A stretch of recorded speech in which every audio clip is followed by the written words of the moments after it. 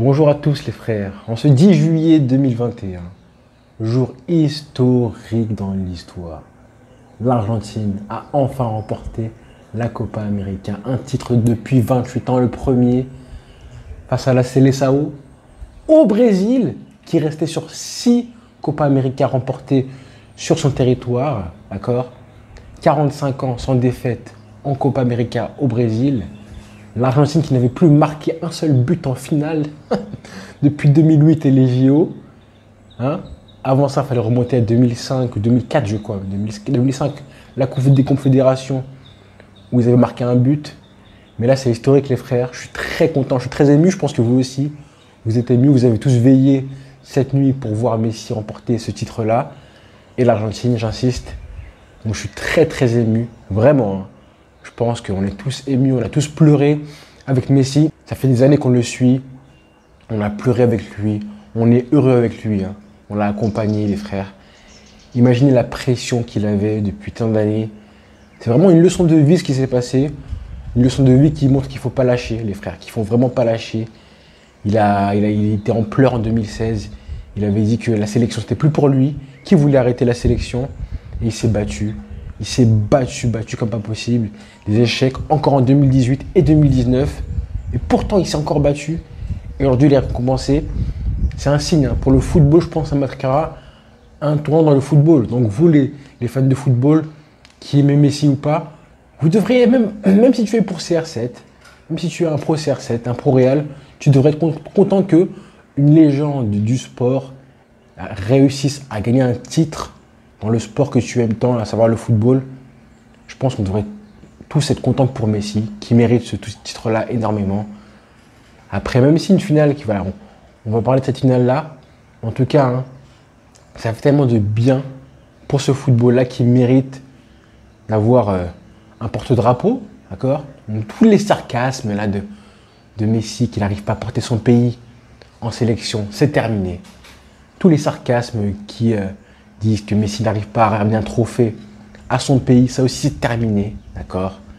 Tous les sarcasmes qui disaient que hors de Barcelone, hors du confort, du cocon catalan, Messi n'arrive pas à s'exprimer, ça aussi c'est terminé. Quand on fait un bilan de Messi avec l'Argentine aujourd'hui, ce titre-là change beaucoup de choses. Alors nous, en tant que fans du Barça, on est au courant, hein. Pour nous ça ne change rien du tout. Ce titre-là ne change absolument rien de la place de Messi dans le football. Et on sait qu'il est top 3 de l'histoire, voire top 2, voire top 1 pour certains. Et ce n'est pas parce qu'il a gagné un titre hier, aujourd'hui plutôt, que ça change quelque chose. Il est toujours au même endroit, dans le panthéon, le panthéon du sport et du football, vraiment. Et ça n'a pas changé avec ce trophée-là, mais ça change beaucoup de choses pour l'Argentine. Ça change vraiment beaucoup de choses pour l'Argentine, pour ce peuple qui a souffert, pour Messi, pour la génération évidemment, qui a souffert. On a souffert avec lui et on rigole avec lui. C'est particulier de voir Messi qui gagne un titre avec sa sélection, avec une finale comme ça, parce qu'il a été très mauvais cette finale-là. C'est peut-être un de ses pires matchs de sa carrière, honnêtement. Je vois pas. Et pourtant, voilà, l'ironie du sort fait que Messi remporte ce trophée-là. Honnêtement, il a tout raté. Hein. Il a tout raté. Il aurait dû faire une pas décisive à Di Maria, qui aurait, je pense, peut-être marqué et scellé la finale. Il a une balle de but à 2-0 à la 89e minute que Messi doit marquer. Il marche sur le ballon, il fait un crochet alors qu'il doit frapper ou faire une louche, je pense. Et pourtant, voilà, ironie du sort, il remporte la finale. Et c'est enfin, on a tellement reproché à ce pays, cette équipe-là, de ne pas soutenir Messi quand il est dans un mauvais jour, comme en 2014, en 2015, 2016. Là, ils l'ont fait. Là, ils l'ont fait vraiment. L'Argentine a été vraiment héroïque. Donc, je vais passer cette vidéo-là à faire des remerciements. Parce qu'ils le méritent tous. Plusieurs joueurs et plusieurs membres de cette équipe-là, vraiment, j'ai envie de les saluer pour leur performance. En commençant, pour moi, par l'homme du match, Di Maria, qui a fait une finale, vraiment, une finale exceptionnelle. Il y en a beaucoup qui ont fait relayer cette légende-là, comme quoi Di Maria en 2014, ça a été le meilleur joueur de l'Argentine. Pour moi, c'est faux. Voilà, il avait fait une très bonne Coupe du Monde. C'est vrai qu'il a beaucoup manqué en finale en 2014. Je soupçonne encore aujourd'hui Florentino Pérez de lui avoir demandé de ne pas jouer la finale parce qu'apparemment il ne voulait pas que Di Maria se blesse, aggrave sa blessure pour le vendre à Manchester United. Donc je pense que Di Maria aurait pu jouer cette finale 2014, il ne l'a pas fait. Donc, je lui en ai beaucoup voulu pour ça. Là, honnêtement, hein, il est clairement, on pourrait dire, il y en a beaucoup qui ont dit en 2014, oui, il a tout fait. C'était faux, complètement faux. En tout cas, pour la finale de 2021, il a clairement tout fait du début à la fin. Ça a été l'homme du match, amplement mérité. C'est un super joueur. Il a souvent été irrégulier, mais là, vraiment, il a été grandiose. Largement plus fort que Messi. Et seul Neymar a autant brillé que lui. Mais Di Maria a été super. Le contrôle qu'il fait, c'est vraiment du velours. T'imagines le sang-froid en finale faire ça? En finale, faire un contrôle orienté comme ça. Et une louche. Il y a plein de joueurs qui auraient voulu jouer en force, un plat du pied ou un ballon placé. Donc avoir le sang-froid de faire une louche en finale comme ça, là, c'est très très fort. Là, on parle de gestes de Panenka en finale de Coupe du Monde. Dans ces eaux-là. Pas autant, mais dans ces eaux-là presque. Voilà, donc merci Di Maria, tu as été un super joueur. Un autre joueur que j'aimerais saluer, c'est vraiment monsieur Nicolas Otamendi. On t'a beaucoup critiqué. Hein. Moi, j'ai pas fait de vidéo pendant toute la Copa parce que je ne voulais pas porter la poisse à Messi. Mais monsieur Otamendi, hein, tu as été héroïque. Là, tu as une performance comme ça, hein, en finale. Alors que le Brésil a fini avec 6 attaquants. Hein. À la fin, ils étaient avec Firmino, Richarlison, Vinicius, tout le monde. Et là, on a Otamendi qui a une performance, vraiment. Alors là, vraiment, chapeau à lui. À 34 ans en plus, hein, on l'a beaucoup critiqué. On pensait que jamais il serait capable de faire un match comme ça. Et il l'a fait. Donc, monsieur Otamendi, soldat. Soldat lui tout seul. Hein. Vraiment, patron défensif. Il peut aller jusqu'à la Coupe du Monde, n'a pas de problème. Pas de problème. Donc, merci à lui. J'espère en vrai que les joueurs comme ça qui se sont révélés vont aller trouver des meilleurs clubs. Des mecs comme Montiel, arrière droit, qui a fait un gros match. Hein. Je rappelle qu'il avait comme Neymar de son côté. Hein. Il a fait un gros match. Il avait Vinicius après. Everton qui a aussi joué à gauche. Et pourtant, Montiel, il a fait un très bon match. Là, Rodrigo De Paul, je le salue aussi parce qu'il a fait un match. Je parle des joueurs qui doivent trouver un meilleur club pour progresser. De Paul va aller voir Simeone. Je suis content pour lui parce que ça va vraiment le faire progresser. Ça peut aussi nous aider, nous, à vendre Griezmann en échange de Saúl, parenthèse. Mais monsieur De Paul, waouh, quel match, quelle passe décisive. Une passe décisive qui, je pense, va entrer dans la légende du football parce que là, il a fait une Beckham. Il a fait une Beckham, une Ronaldinho. Ça me fait penser à la passe de Ronaldinho en demi-finale de C1 en 2006. Quelle passe, quel match, quelle Copa. Enfin, un lieutenant qui est là pour Messi, pour casser des jambes, pour apporter son impact physique, sa touche technique. Vraiment, une performance XXL. Merci De Paul. Ça a été vraiment une révélation du tournoi. Hein. C'était, honnêtement, j'aurais bien aimé la voir au Barça. Il va aller chez les Colchoneros, certes. Mais en tout cas, Messi a trouvé un lieutenant. Un lieutenant, parce que j'avais peur que Paredes tout seul, ça ne suffise pas.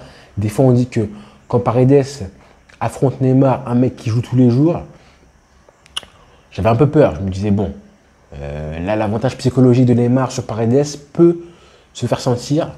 Pareil avec Marquinhos et Di Maria de l'autre côté. En général, on dit que les défenseurs sont avantagés quand ils rencontrent un mec qu'ils ont l'habitude de jouer. Et pourtant, ça a été l'inverse, donc je suis content pour ça. Et puis un grand merci aussi, vraiment merci à Lautaro Martinez qui a fait un travail énorme en attaque. Alors certes, il n'a pas marqué, mais le travail qu'il a pour peser sur la défense adverse, c'est vraiment un modèle du genre. Maintenant, il faut travailler un peu plus la finition, la confiance.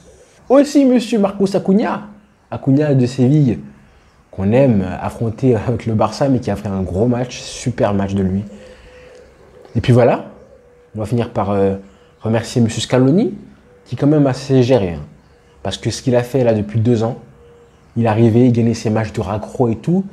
C'était pour la confiance qu'il gagnait ses matchs. Rappelez-vous, le tournoi organisé en Arabie Saoudite, que l'Albi Céleste a gagné, avec des 1-0, des pénaltys et tout, mais c'était pour la confiance, un petit peu reconstruire l'équipe, qui ensuite a fait une très bonne Copa América 2019. On oublie ça, mais elle a compté. Hein. Elle a compté quand tu vois l'émotion de Messi et qui dit qu'en 2019, vraiment, ça a compté de voir ça. Un groupe qui avait progressé, qui avait perdu certes face au Brésil, mais quand même qui avait trouvé, on avait trouvé un groupe, une cohésion, et ça a progressé grâce à Scaloni les matchs d'après. Donc vraiment merci à lui. Il a trouvé l'équipe qu'il fallait pour la finale. On l'a beaucoup critiqué. Mais en finale, il a trouvé l'équipe parfaite avec Di Maria, avec Otamendi qui a fait un gros match, il faut le dire, avec Paredes, voilà. Donc merci à lui. Et aussi j'en place une pour Neymar. Neymar qui a fait honnêtement une très très grosse finale, qui méritait mieux. J'espère qu'un jour il pourra soulever un trophée avec la Seleção, parce qu'il n'a pas été là aussi en 2019, il n'était pas là, il était blessé. Certes, il gagne les JO en 2016, mais c'est dur pour lui. Et l'image qui vraiment, j'ai beaucoup de respect pour Neymar parce que ce qu'il fait à la fin du match, en pleurant, mais voilà, dès qu'il a pleuré, il a trouvé ses esprits et ensuite il est parti voir Messi. En général, dans ces cas-là, qu'est-ce qui se passe? C'est que le vainqueur va aller consoler le perdant. C'est ce qui se passe dans le sport en général, c'est dans le tennis, c'est tout dans le tennis, dans le football. Après des finales, souvent c'est le vainqueur qui va aller consoler le vaincu. Et là, c'est Neymar, mature comme il est. C'est un bon gars, Neymar. C'est un bon gars, il faut le savoir. Malgré les critiques, je pense que c'est une très belle personne qui va aller, après avoir trouvé sa lucidité, féliciter Messi de longues secondes en le serrant fort dans ses bras. Donc chapeau Neymar, je pense que vraiment il a montré une belle image et que le foot va se souvenir de cette image-là. J'en place une pour Messi parce que voilà, c'est quand même l'abnégation. On le connaît depuis très longtemps. On a vraiment aimé son comportement de capitaine du début à la fin. On a un Messi qui arrive à 34 ans, plus mature que jamais. C'est marrant parce que voilà, il gagne un titre à 34 ans, c'est tard, c'est très tard, mais c'est un symbole. Avec Maradona, à qui je place vraiment une très grosse pensée. Est-ce que avec Maradona vivant, on aurait pu voir ça? On a ce regret-là de dire que oui, on aurait aimé voir Maradona qui voit Messi gagner avec le pays. Mais en même temps, tu te dis, est-ce que si Maradona avait été là, avec la pression qu'il mettait simplement avec son aura, avec sa présence, peut-être que justement, là, ça a libéré justement l'équipe. Sa mort, entre guillemets, a mis cette équipe-là en mission. Ils étaient vraiment en mission. Et Messi était en mission, on l'a senti très vite. Donc voilà, il y a ce regret-là, mais en même temps, tu te dis que c'est aussi beau pour l'histoire d'avoir une Albi Céleste qui gagne en hommage à Diego. Je suis très content, les frères, très ému aussi. Et on va parler, on va parler parce que là, je pense que 2021, l'année, elle est réussie. En tout cas, peu importe ce qui se passe avec le Barça, on a souffert avec le Barça, mais vraiment, on est heureux. C'est un des plus beaux jours de ma vie, honnêtement, de voir ça, de voir Messi comme ça. Là, l'année 2021 est réussie quoi qu'il arrive, quoi qu'il se passe, ça y est. Et le Ballon d'Or, attention maintenant, attention. Je pense que Messi est parti pour l'avoir. Ça fait du bien. Voilà les frères. Je pense que j'ai oublié plein de trucs à dire, mais c'est le football. Je ferai d'autres vidéos. Là, je suis en Espagne pour l'instant pour les vacances. Il fallait que je fasse cette vidéo-là. Hommage pour Messi, pour Maradona, pour l'Argentine, pour le football. Le football a gagné ce soir. Le football a gagné. La finale n'a pas été bonne. Mais en tout cas, le football a gagné. Ouais. Et de toute façon, là, avec un Messi pareil, Messi heureux, galvanisé, qui va être libéré d'un poids de ce complexe-là, là, je pense que le Barça, là, on va avoir un Messi en feu. En feu. Là, la Liga, le triplé, attention, attention, attention. On verra ça, mais bon, de le voir comme ça, heureux. Heureux, vous avez vu ses larmes, les accolades qu'il a fait à tout le monde, comment l'équipe l'a soulevé. Ils ont tous fait ça pour lui, c'est vraiment une communion. C'est pour ça que je dis que les sports collectifs, hein, quoi qu'il arrive, c'est plus beau que les sports individuels. Le partage et tout, c'est vraiment quelque chose de très très beau. Donc voilà, je suis très très heureux. On a vibré avec Messi. On ne peut que se féliciter d'avoir été là pour lui et de voir ses larmes de joie. Parce que vraiment, on pleure avec lui.